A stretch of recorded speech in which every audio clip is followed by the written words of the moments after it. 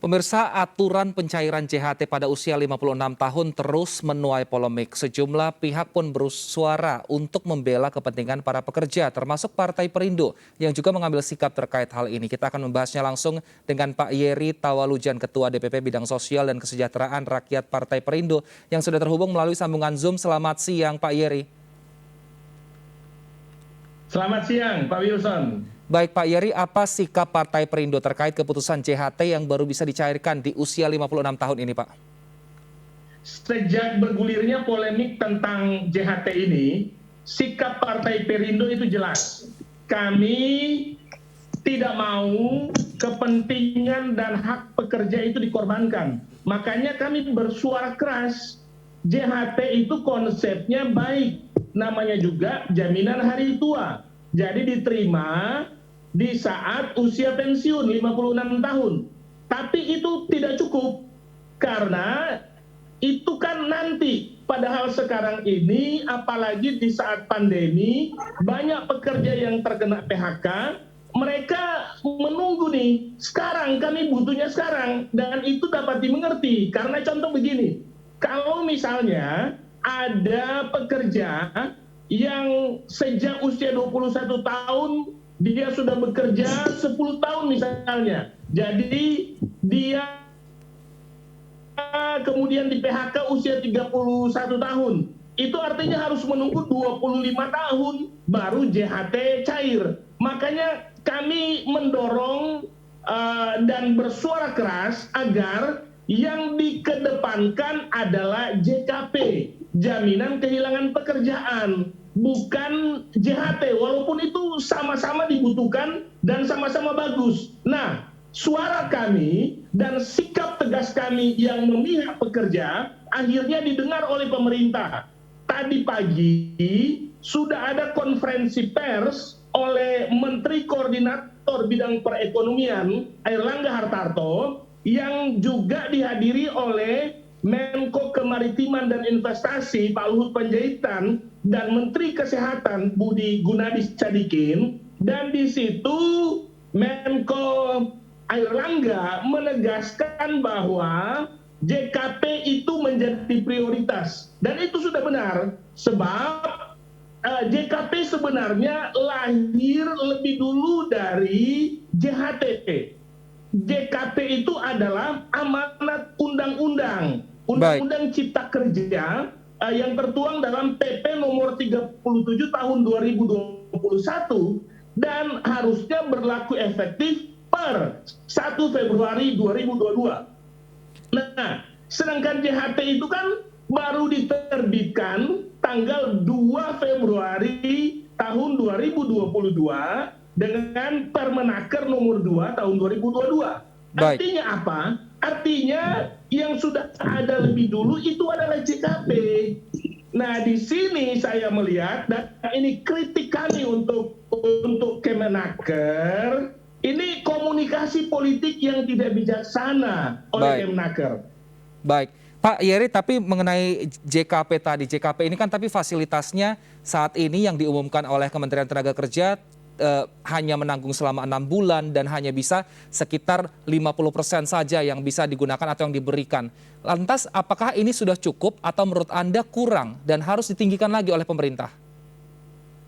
Gini, konsepnya dulu ya. Konsepnya JHT itu harus dilengkapi dengan JKP karena itu menjadi double garanti, menjadi jaminan ganda. JKP mereka akan terima saat kena PHK, dan ketika di hari tua mereka para pekerja mendapat JHT. Soal besarnya tentu relatif, soal berapa jumlahnya tentu relatif, dan pemerintah juga tentu tidak bisa memberikan semua keinginan dari para pekerja. Tetapi ini saya kira sudah menjadi sikap positif dari pemerintah sebagai wujud keberpihakan dari pemerintah kepada para pekerja. Jadi ini yang basic ya. Jadi kami Partai Perindo itu mendukung sikap pemerintah, khususnya langkah yang diambil oleh Menko Perekonomian Airlangga Hartarto. Baik, lalu kan JKP ini hanya menanggung selama 6 bulan dan diharapkan dalam 6 bulan ini para pekerja bisa mendapatkan pekerjaan baru. Tapi mungkin jika buruh kan dia ada kuotanya Pak untuk pabrik-pabrik tertentu. Bagaimana kira-kira mungkinkah ada lobby-lobby politik yang dilakukan sehingga mungkin bisa diperpanjang 1 tahun misalnya Pak untuk mendapatkan fasilitas dari jaminan kehilangan pekerjaan ini, Pak Yeri? Iya, tentu ini perjuangan kan. Jadi perjuangan untuk mendapat yang maksimal. Nah, jadi dengan adanya JKP, walaupun itu hanya 6 bulan, itu sudah lebih baik daripada tidak ada sama sekali.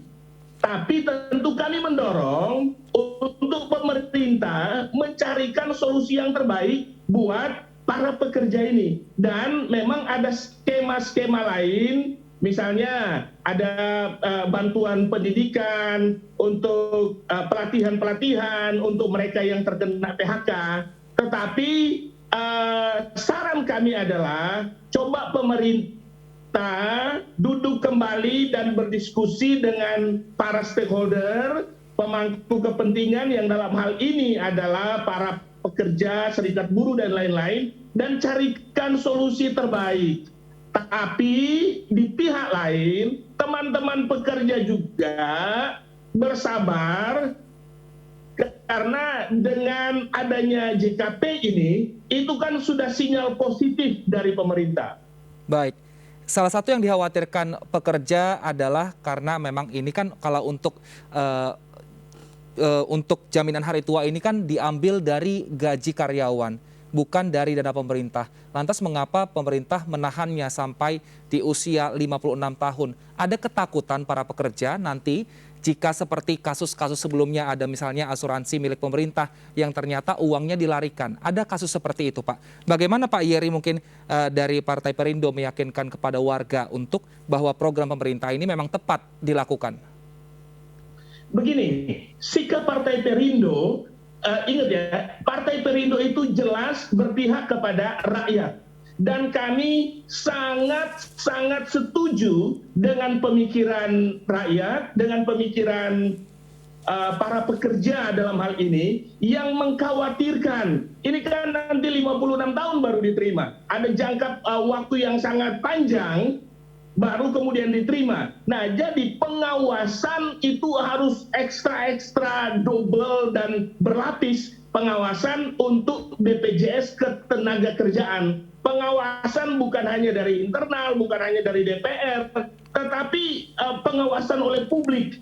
Jadi publik dan tentu kami dari Partai Perindo akan berjuang bersama pekerja, bersama rakyat, supaya betul-betul terjadi transparansi dan keadilan dalam isu JKP dan JHT ini. Karena benar, Pak Wilson benar, dana yang nanti dicairkan di hari tua itu kan adalah dana pekerja, tabungan pekerja, dan sah-sah saja kalau pekerja itu kemudian bertanya-tanya dan khawatir. Nanti gimana? Karena sudah ada beberapa contoh kasus di mana dana yang oleh perusahaan atau oleh BUMN, oleh pihak pemerintah, tapi kemudian tiba-tiba lenyap. Nah, ini ketakutan yang valid saya kira, dan harus dijawab oleh BPJS Ketenagakerjaan, oleh Kemenaker, oleh pemerintah, dan harus kita kawal bersama.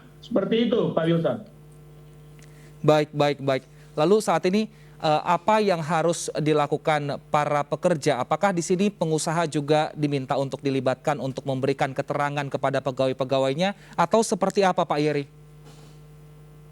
Saya kira untuk para pekerja mungkin sudah cukup untuk turun ke jalan.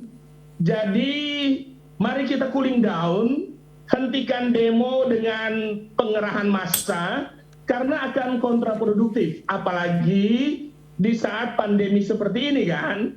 Nah, lalu kita bangun komunikasi teman-teman pekerja bangunlah komunikasi dengan pihak pemerintah dan tentu saya kira para pengusaha itu akan mendukung karena kepentingan pekerja juga adalah kepentingan dari para pengusaha dan cari jalan terbaik supaya dialog tripartit, dialog para stakeholder ini dapat menghasilkan solusi terbaik, tapi yang utama adalah tentu kepentingan para pekerja.